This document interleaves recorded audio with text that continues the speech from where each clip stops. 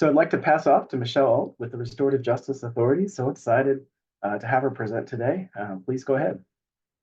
Thank you so much. I'd like to thank Roberts and Christy and Telehealth Rocks for giving us the opportunity to come on today and share a little bit about our programs. I'm Michelle Alt with the Restorative Justice Authority. I'm the fidelity specialist here. So I do our fidelity and quality assurance for all of our evidence-based and best practice programs that we offer here. I also do fidelity not only in Crawford County, but also in the 6th Judicial District, which covers the counties of Bourbon, Lynn, and Miami. And I also do fidelity for Labette and Cherokee County as well. But for the purpose of today, I'm mainly going to be talking about our programs located here in Crawford County. So I've been with Restorative Justice Authority for about approximately 14 years now. I started out as a juvenile supervision officer, providing intensive supervision for youth in the community that had been adjudicated of various offenses. And now I do, as I said, the fidelity for our agency. In 2016, Senate Bill 367, for those of you that aren't familiar with it, passed in Kansas, which really overhauled the juvenile justice system as we know it. That law went into effect in 2017. One of the major things that came out of Senate Bill 367 was they really wanted to reduce out-of-home placements. They wanted to have youth remain in the communities where they live. And with the money that they were able to save by doing so, they funneled that back into local communities for us to be able to provide evidence-based and best practice programs for those youth to keep them here at home with their parents and guardians. So that really opened the door for our agency to provide a lot of really great programs, which I'm going to share with you here soon. So yes, so next slide, please, Christy. That one. Okay. So a little bit about the criteria before I get started for our programs. We serve youth ages 10 to 17. They have to be residing in Crawford County. Although I will mention, I know there's several people on the call from other jurisdictions. Every jurisdiction in Kansas had the opportunity to apply for funding to be able to provide similar programs to ours. So you might reach out to your local juvenile justice programs to see if they're offering the programs within your community.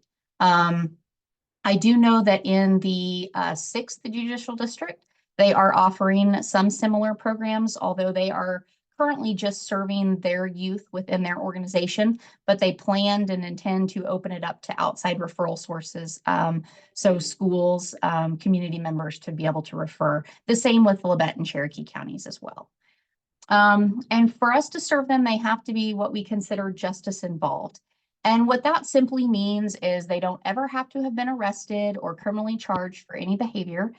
They simply have to have engaged in a behavior that if law enforcement decided to pursue it, it could be a criminal offense.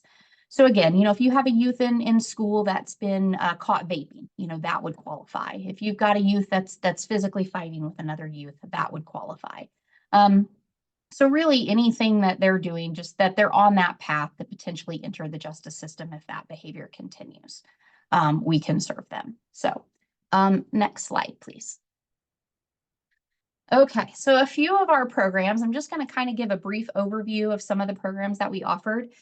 For those of you that would like some more in-depth information, especially those in Crawford County, I had emailed a couple things to Christy ahead of the presentation. So if you want to, as I'm going through them, if you want to put your name and email in the chat and request that, we're happy to send that out after the presentation. So the first program I want to share about is Catch My Breath. This is a evidence-based youth vaping or nicotine vaping prevention program. This program is offered for grades 5 through 12. And I wanted to mention it is free for all schools. So anybody that works within a school in Kansas, you can sign up and access this material and be trained to provide it within your schools. It is typically 4 sessions in length for about 35 to 40 minutes per session. So it's designed to be delivered within the classroom setting. At Restorative Justice Authority, we do it for 1 hour, just spend a little bit more time on the material, and we do it for those 4 sessions.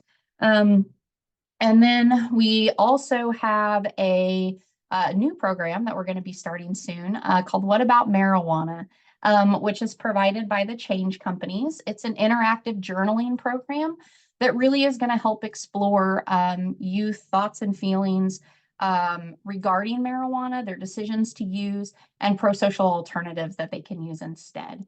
And that program is typically about 8 sessions in length for about an hour. One thing I do want to mention about our programs is that we do provide transportation for all of our programs, except for Catch My Breath. That's the only one that families are required to get their youth to. But other than that, we do provide transportation, which helps a lot of our families out. We're able to take that burden off of them and get the kids out here for the programs. We also offer an anger management program, which has been really popular. Again, that's kind of self-explanatory. We teach them alternatives, on how to handle their anger, impulse control, frustration. That's an open group. So if anyone wants to refer, it means it's going all the time. We're currently offering that, I think, on Tuesday afternoons. And so that is also an interactive journaling program as well. Youth are provided skills. They're walked through mindfulness, deep breathing exercises, different things that they can do to help themselves in those situations where they might be a little upset about something. Decision Points, that is a program that we offer that really looks at risk situations and things that our thoughts and feelings, and again, how they impact our decision making. So it teaches 4 different steps within that to hopefully stop and think before we make a decision, look at who would care about our decisions and what they might think about our decisions, and our motivating factors behind our decision making. That program is typically for our higher risk offenders, which I'll talk about here in a minute. We also offer a mentoring program, which is pro-social activities involving our youth. And our program advocate, either one-on-one or in group settings. And we provide an educational services as well. So if you've got a youth that is justice involved, but is also maybe struggling with their education, lower grades, not attending school, things like that, we can help with educational services, which is basically we're working in conjunction with the school and with the family to help the youth improve those grades and get back on track. Our employment services, I'm super excited about this one. We just revamped this curriculum. It is going to be about 8 sessions in length, and it's really going to do a deep dive into how to apply for jobs, appropriate attire for jobs, how to work with supervisors and managers and other coworkers, especially when maybe you don't agree with a decision that's been made. There'll be a mock interviewing process as well, so the youth will get to have an opportunity to see how it feels to interview for a job. And so, yeah, I'm really excited about that. Like I said, we just revamped that curriculum. We also have a community service work program. This one's typically referred by the court system for those that, so probation officers and such, that youth that have court-ordered community service as well, yeah. And then with our family services and support, we developed our own program for this. We took concepts from wraparound and family engagement, and we blended them together to create our family services and support. So really, we're working in conjunction with the youth and the family to set goals and to help refer for services that they might need in order to help them be successful. So this one works with the entire family, not just the youth. So it's a little different in that. We also offer the Parent Project, which is a parenting class for parents of youth ages 10 to 17.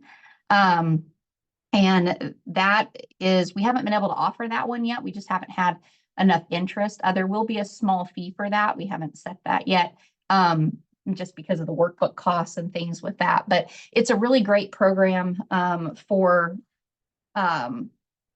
to help change adolescent behavior. I know that when I was a juvenile probation officer, the one thing that I always was concerned about was the lack of parenting classes available for older youth. I know there were a lot of parenting classes available for younger youth in the community. And so being able to offer something for those older youth is great. And then forward thinking and crossroads. Those are both evidence-based programs. We offer multiple programs through those. They're interactive journaling.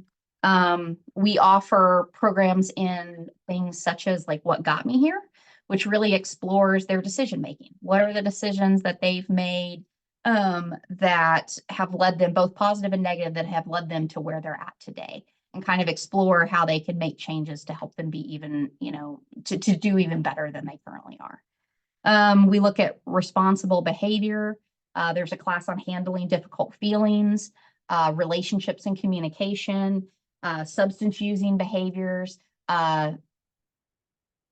victim awareness. So we really offer a lot of different programs, and those can be done in a group setting or individual. Kind of same with Crossroads, similar programs in like substance using, life skills, drugs and alcohol, and anger management.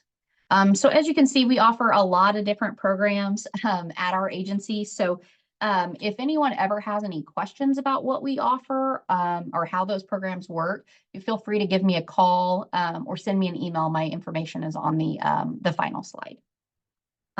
Next slide, please. Okay. This is our referral form. Again, this is one of the forms that I had sent to Christy ahead of time that we can email out. It's really simple. We just need some basic information on the youth. And then the reason for referral, what is going on with the youth, so that we can, make an informed decision on what programs might be best for that youth and their family. Next slide, please. Okay. Referrals can be emailed to, we have a specific referrals email set up, rjareferrals@crawfordcountykansas.org. So you can send any referrals there or questions that you might have. So for those of you that work in other jurisdictions, if you have questions about what might be offered or who to be in contact with to talk to those people in those jurisdictions, feel free to reach out to me. I'll be happy to help set you up with those people. Next slide, please. Okay. And then, so we offer a lot of different programs at Restorative Justice Authority. I'm going to highlight a little bit on our truancy intervention program simply because we're kind of talking about schools today. But just briefly, we do offer our juvenile intensive supervision, which is intensive probation for youth, and case management services. So for those youth that are out of home, because in some cases, youth still are out of home in the juvenile justice system. We also offer our immediate intervention program, which is a diversion program. And we offer juvenile intake and assessment services. We have a care coordinator, which is Pam Ritchie, who handles a lot of the programs that you just saw on those previous slides, and Jeremy Allen. He also handles programs. So those would be the two people that you would be working directly with if you made a referral to our agency. So a little bit about our truancy intervention program. We began taking cases in this in April of 2022.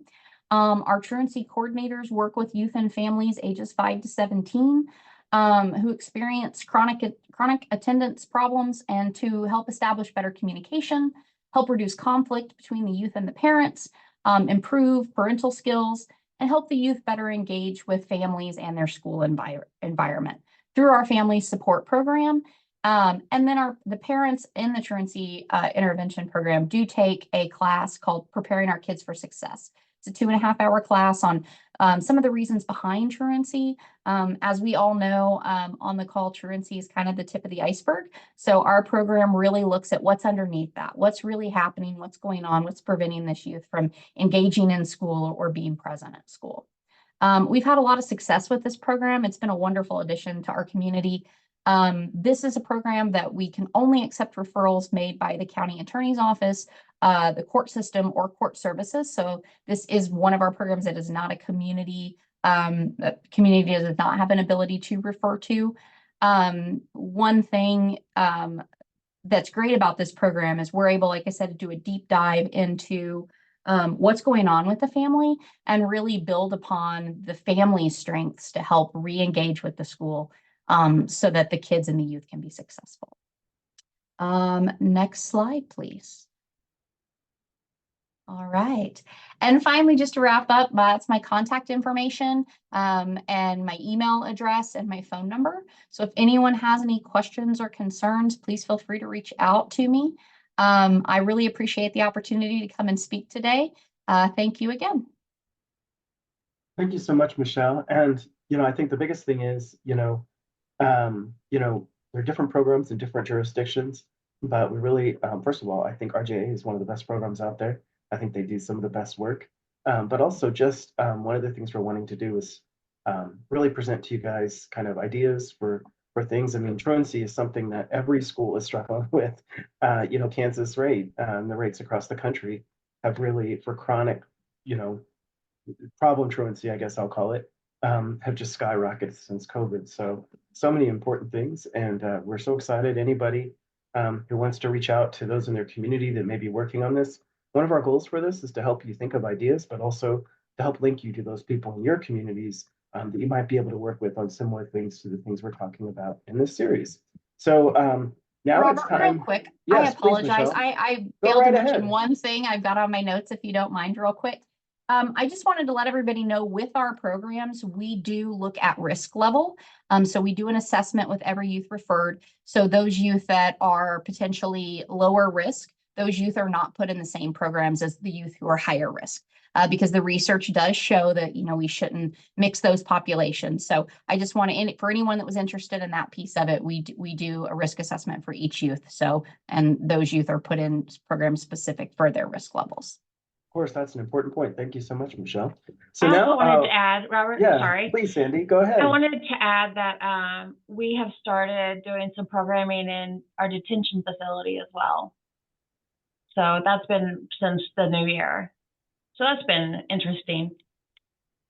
We've done Catch My Breath. Michelle can probably tell you better than I can what all we've done. But yeah, and then that's really, really new. Yeah, we've offered Catch My Breath. We've offered What Got Me Here. We've done Handling Difficult Feelings. So we've done different programs within the juvenile detention center as well. One of the things I think we have to know about people working in juvenile justice, and may not have thought about it, but they get into this because they deeply care about kids, and they especially deeply care about the kids. One of the most amazing things that Angie Hadley, who also works with the RJA, said to me one time was, I don't want them involved with this system, but if they are involved with the system, I want them to see this as a beginning, as a start to the rest of their life. And so really, justice can be such a strong partner because they want the best for kids as well.